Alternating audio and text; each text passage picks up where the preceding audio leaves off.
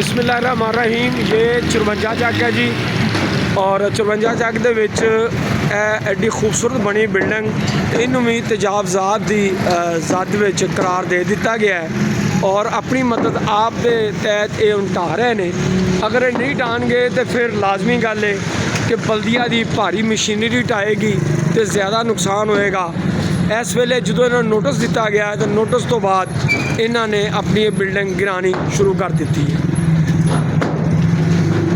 Building की खूबसूरती भी तुहाडे सामने, मजबूती भी तुहाडे सामने आ, लेकिन ये तजावजात की ज़्यादा आ गई है।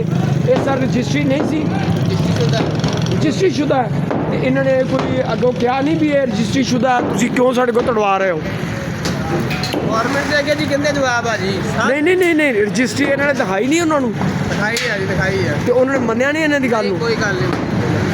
हैरत वाली गल है ना, खूबसूरत मकान अगर बनया होया और रजिस्ट्री है और रजिस्ट्री तो बाद इन्हूं कराया जा रहा है तो एक अफसोसनाक गल है कि मैं फिर वो गल कहांगा कि जिन्हां ने इन्हां दी रजिस्ट्रियां कीतियां ने उन्हां दे खिलाफ तादीबी कार्रवाई की जाए, उन्होंने मंजरे आम से लिया जाए और उन्होंने निशाने इबरत बनाया जाए कि जिन्हों ने ऐसे लोगों रजिस्ट्री करने तो बाद तामीरात करवाई और उस तो बाद ये मकान ढाए जा रहे हैं। एक खूबसूरत बिल्डिंग, अफसोस हो रहा है कि जोड़े लोगों ने रजिस्ट्री की है उन्होंने असीं किस तरीके नाल छड्ड रहे हैं, किहड़ा कानून उन्होंने छूट दिंदा है कि जिन्होंने इन्होंने रजिस्ट्री करके दी है। कम अज़ कम वो जोड़े लोग ने पटवारी है, कानून गो है, तहसीलदार है, मजिस्ट्रेट है, कोई है, उन्होंने इंसाफ के कटहरे च लियाना बहुत ज़रूरी है।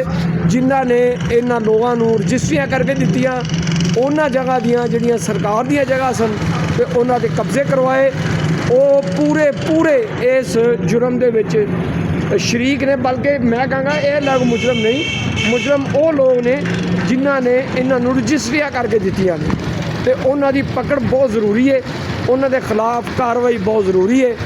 और सानू उम्मीद है कि हुकूमत अगर तजावजात के खिलाफ मुहिम चला रही है तो करप्ट लोगों के खिलाफ भी मुहिम चलाएगी जिन्हों ने लोगों को सरकारी जगह रजिस्ट्री करके दे दी।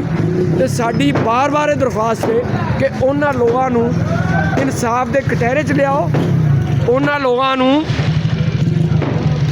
कानून की गिरफ्त च लियाओ ताकि उन्हें सज़ा मिले तो आने वाले वक्त कोई बंदा इस तरह का कदम ना उठाए। जी सर कुछ कहोगे जी तुसी? कहना कि तारक साहब बस देख लो तुहाडे सामने ही आ ते अच्छा मैनू वही दुख है कि रजिस्ट्री जिस बंदे ने की है, मैं गल की कि जिस बंदे ने रजिस्ट्री की है उनकी गिरफ्त होनी चाहिए, नहीं नहीं उनकी गिरफ्त होनी चाहिए। बिल्कुल जी, ਉਹਨੂੰ ਫੜਨਾ ਚਾਹੀਦਾ, ਪਹਿਲਾਂ ਤੇ ਉਹਨੂੰ ਫੜਨਾ ਚਾਹੀਦਾ ना। हाँ जिन्हें रजिस्ट्री करके दी हो गया या पटवारी हो गया या मजिस्ट्रेट या जेड़ा भी बंदा। हाँ जी अपने दारे जितने बैठ गए उदों अदारियां ने नोटिस क्यों नहीं लिया?